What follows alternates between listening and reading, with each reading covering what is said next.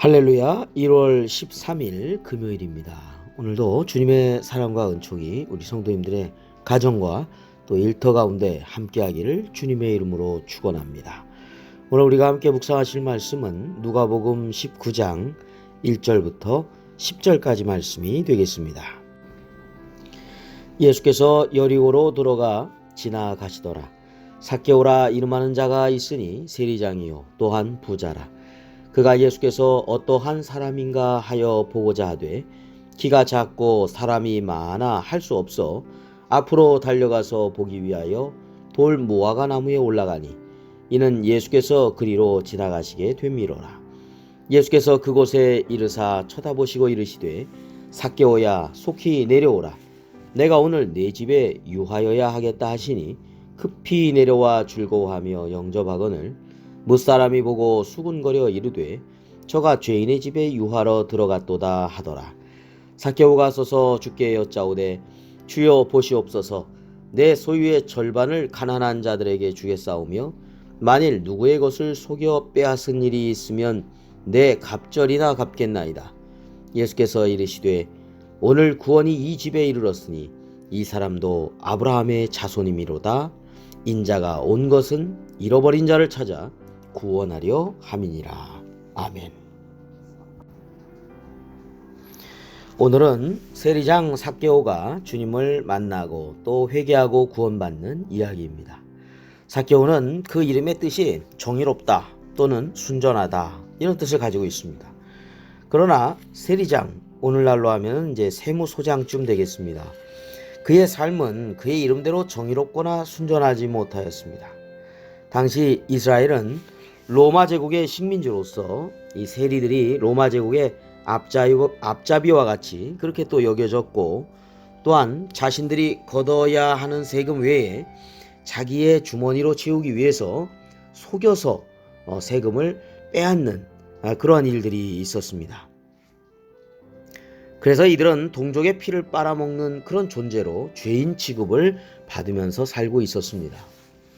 물론 재산을 많이 모은 부자였지만 많은 사람들의 정죄를 받기도 한 그러한 삶을 살아갔던 것입니다. 그런 세리 삭개오, 자신의 모습에 많은 죄책감을 시달렸던 것 같습니다.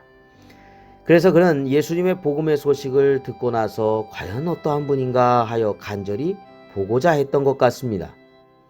주님 앞에 모든 죄를 고백하고 용서받고 새로운 삶을 살고 싶은 마음이 있었던 것이죠. 그러나 삭개오는 키가 작고 사람이 많은 그런 가운데서 예수님을 보기가 어려웠습니다. 그는 생각해냈습니다. 예수님이 지나가는 길 앞에서 달려가서 자신이 키가 작아 보이지 않으니까 키가 낮은 돌 무화과 나무에 내가 올라가서 예수님을 좀 뵈야 되겠구나 라고 하는 생각을 가지고 이 돌 무화과 나무에 올라갔습니다. 삭개오에게는 주님에 대한 간절한 사모함이 있었던 것입니다. 주님을 찾고 또 만나고 싶고 또 만나고 싶었던 것이죠. 이러한 삭개오의 그 마음을 잘 알고 계신 우리 주님께서 삭개오를 쳐다보시고 그의 이름을 부르십니다. 삭개오야 속히 내려오라. 내가 오늘 네 집에 유하여야 하겠다.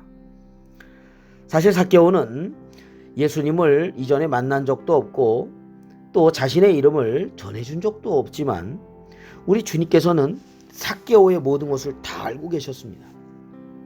그리고 그가 주님을 간절히 찾고 찾는 마음 알고 계셨고 삭개오의 이름까지 불러주시면서 심지어 그의 집에 머문다라고까지 말씀해 주셨던 것이죠. 그렇습니다. 예레미야 33장 3절에 너는 내게 부르짖으라.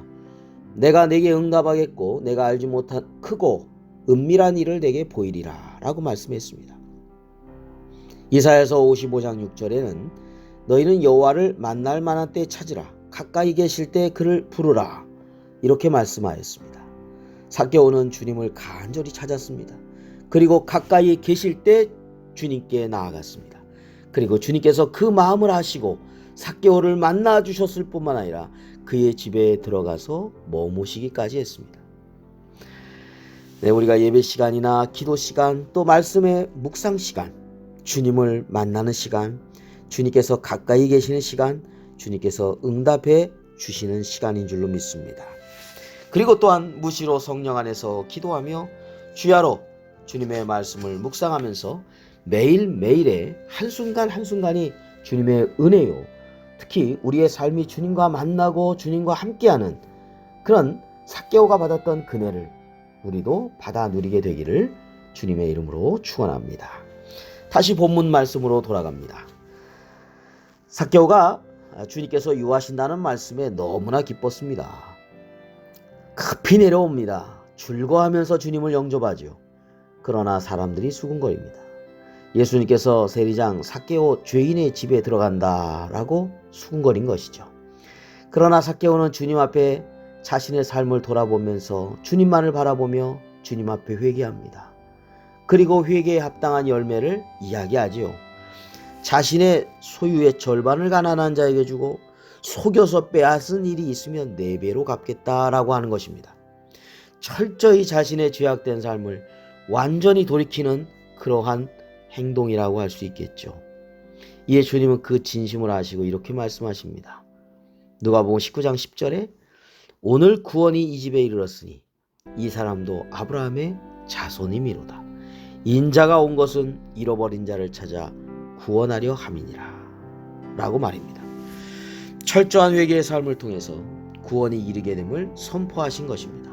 그리고 이 이야기를 읽고 있는 우리 또한 삭개오와 같은 회개와 그에 따른 삶의 열매가 있어야 온전한 구원을 받게 된다라고 하는 것을 알려주고 계십니다. 주님은 비록 죄인이지만 회개하며 주님께 온 자를 버리지 아니하시고 긍휼히 여기시고 구원해 주시는 분이십니다. 천국은 스스로 의롭다고 여기는 의인이 가는 곳이 아니라 철저히 회개한 죄인이 용서받은 죄인이 가는 곳입니다. 삭개오처럼 말입니다.